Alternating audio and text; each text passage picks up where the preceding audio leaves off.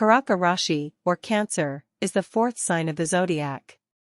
The group of stars in the constellation span from 90 degrees to 120 degrees. The group of stars associated with Cancer, called the crab or manger, that can be observed in the night sky. These stars form a dim, faintly recognizable backward question mark shape, which is sometimes referred to as the beehive or precept cluster. The crab cluster is located between the constellations Gemini and Leo and is visible in the northern hemisphere during the winter and early spring months. The cluster is made up of many stars, but only a few of them are visible to the naked eye. The beehive cluster can be found by looking for the bright star Castor in the constellation Gemini and moving eastward to find the cluster, which appears as a hazy patch of light in the sky. In ancient Greek and Roman mythology, the constellation of Cancer was associated with the story of Heracles, Hercules, and the 12 labors. According to the myth, the goddess Hera sent a crab to distract Heracles during his fight with the multi-headed Hydra. The crab tried to pinch Heracles' foot, but he kicked it away and it ended up in the heavens as a constellation. In ancient times, the constellation of Cancer was also associated with the summer solstice, when the sun appears to be at its highest point in the sky. The word Cancer actually comes from the Latin word for crab, and it is believed that the constellation was given this name because it resembles a crab. The star cluster within the constellation, precept, was also known as the manger and was associated with feeding and nurturing, which is another quality associated with the Cancer zodiac sign. The name of the constellation, Kark, Cancer, comes from the Sanskrit word Karkata, which means crab. The constellation is said to resemble a crab or a tortoise, with its 4 stars arranged in a roughly rectangular shape that resembles the body of a crab. There is no specific mythological story associated with the naming of the constellation Kark in Vedic astrology. The ancient sages who developed Vedic astrology named the 12 zodiac signs based on the position of the constellations in the sky that corresponded to the path of the sun across the sky. They likely named the constellation Kark based on its resemblance to a crab or tortoise. The ruling planet of Cancer is Moon or Chandra. According to Hindu mythology, there is a story associated with why the moon became the ruler of Cancer. The story goes that once, the moon was on a journey and came across a beautiful lotus flower floating in a lake. The moon was so taken by the flower's beauty that he decided to descend from the sky and take a closer look. However, as soon as the moon touched the surface of the water, the lotus flower disappeared, and the moon found himself drowning in the lake. The moon called out for help, and the other planets came to his rescue. They used their combined powers to pull the moon out of the water and revive him. As a gesture of gratitude, the moon offered to bestow rulership of one of the zodiac signs to each of the planets. The other planets chose signs based on their strengths, but when it was the moon's turn, he chose the sign of Cancer, because it was a sign associated with nurturing protection and emotional sensitivity, qualities that the moon embodied as well. Thus, the moon became the ruler of the sign of Cancer in Vedic astrology, and Cancer is considered a sign associated with emotional depth, nurturing, and the feminine principle, which are all qualities associated with the moon in Vedic astrology. Moon is exalted at 3 degrees in Taurus.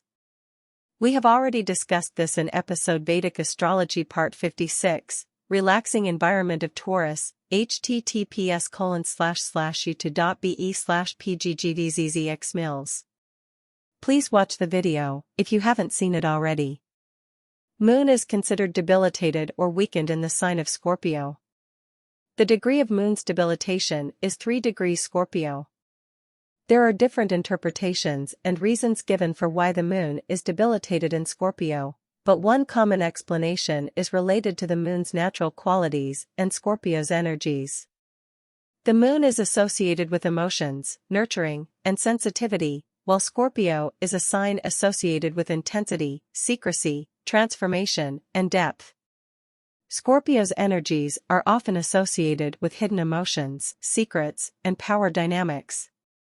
As a result, when the moon is placed in Scorpio, it can feel overwhelmed by Scorpio's intense energies and may struggle to express its natural qualities of sensitivity and emotional nurturing.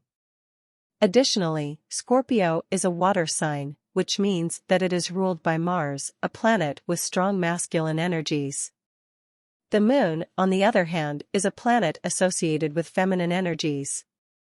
Therefore, when the moon is placed in Scorpio, it can feel uncomfortable and debilitated, as it struggles to express its feminine qualities in a sign that is dominated by Mars and masculine energies. However, it's important to note that debilitation is not always a negative thing in Vedic astrology. It can also be seen as an opportunity for growth and transformation. When moon is debilitated in Scorpio, it can provide an opportunity to explore and work with one's deeper emotions, hidden desires, and unconscious patterns, leading to growth and transformation in the long run. In Vedic astrology, each sign of the zodiac is associated with a particular environment, energy, and set of qualities. The environment of the Cancer sign is watery, emotional, and nurturing. The energy of Cancer is characterized by sensitivity, intuition, and empathy. The watery environment is associated with the moon, which rules this sign. However, the watery environment can also create challenges. Emotional instability, mood swings, and the tendency to be overly attached or clingy in relationships may be common in this environment. The nurturing and empathetic qualities of Cancer can also be taken to an extreme, leading to a lack of boundaries and the potential for codependency.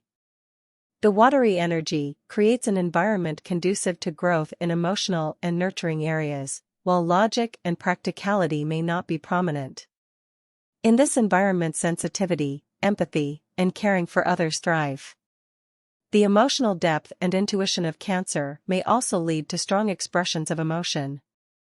The environment is associated with emotional depth, sensitivity, and nurturing. This habitat breeds close relationships, family ties, and an appreciation for tradition and the past. It is also linked to the home and domestic life and may encourage a focus on comfort, security, and stability. However, there may also be a tendency of oversensitivity and a reluctance to let go of the past. The element of Cancer is water. This is because the sign of Cancer is ruled by the moon, which has a strong connection to emotions, intuition, and the subconscious mind. The element of water is also associated with these qualities, as water is a symbol of the emotional realm and the unconscious. This is consistent with the characteristics of the water element, which is often associated with depth of feeling, empathy, and intuition. Additionally, the water element is also associated with the qualities of adaptability and flexibility and the ability to navigate different situations with ease. In Vedic astrology, Kark Rashi spans 3 nakshatras or lunar mansions called Punarvasu, Pushya, and Ashlesha.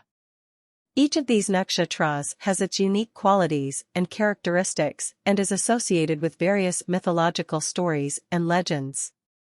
The first nakshatra, Punarvasu, is associated with the deity Aditi, who is the mother of the gods and goddesses in Hindu mythology. Aditi is often depicted as a nurturing and protective mother figure. Punarvasu is also associated with renewal and rebirth.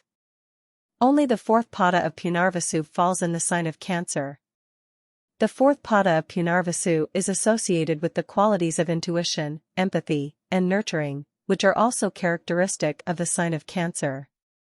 It is also associated with the qualities of creativity and imagination. The second nakshatra, Pushya, is associated with the deity Brihaspati, who is the guru or teacher of the gods. Brihaspati is often depicted as a wise and knowledgeable figure, and those born under the Pushya nakshatra are believed to possess similar qualities of wisdom, knowledge, and spiritual insight. Pushya is also associated with abundance and prosperity, and those born under this nakshatra are thought to be blessed with material and spiritual wealth.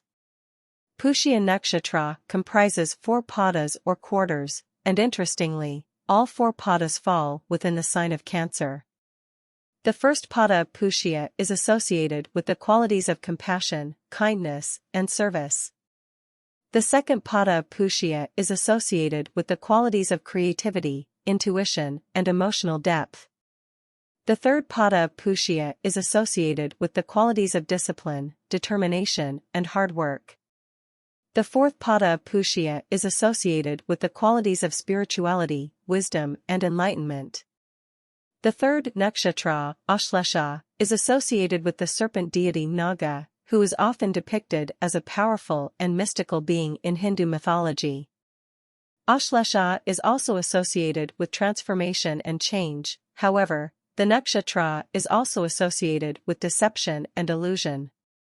The first pada of Ashlesha is associated with the qualities of adaptability, flexibility, and resourcefulness. The second pada of Ashlesha is associated with the qualities of emotional depth, intuition, and nurturing. The third pada of Ashlesha is associated with the qualities of discipline, determination, and hard work. The fourth pada of Ashlesha is associated with the qualities of spiritual growth, transformation, and enlightenment. If you enjoyed watching this episode, then kindly share the video with your friends and relatives. More in next episode. Thanks for watching.